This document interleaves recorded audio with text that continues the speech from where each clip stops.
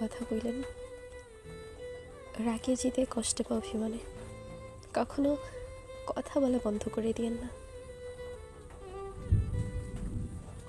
আমরা কতক্ষণ বাঁচব কেউ কি জানে?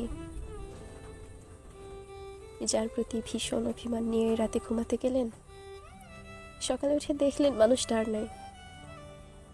রাতের ওই শীতল নীরবতাই ছিল আপনাদের শেষ কথা। বাকি জীবন আর ঘুম হবে বলেন? কত শত মানুষ আক্ষেপে নরকে পড়ে যাচ্ছে প্রতিদিন। কাছের মানুষটাকে শেষ কথাটা না বলতে পারার আক্ষেপ, কাছের মানুষটার শেষ কথাটা না শুনতে পারার আক্ষেপ। কথা বসে রাখেন না, বলে দিন। কথা বসে রাখার জিনিস না, ওরা বুনো হাঁসের মতো, ওদের স্বচ্ছ চলে সাঁতরে বেড়ানোর কথা। অভিমানের ব্যারিকেডে আটকে গিয়ে বুকের ভেতর বন্দি থাকলে ওরা বাঁচে না।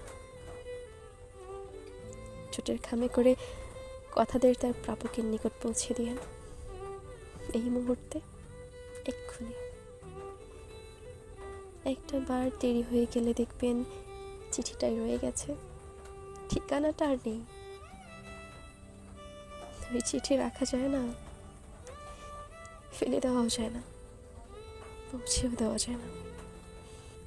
পুরো একটা জীবন বুক পকেটে ঠিকানাবিহীন চিঠির ভার বয়ে বেড়ানো বড্ড যন্ত্রণার, বড্ড আফসোসের।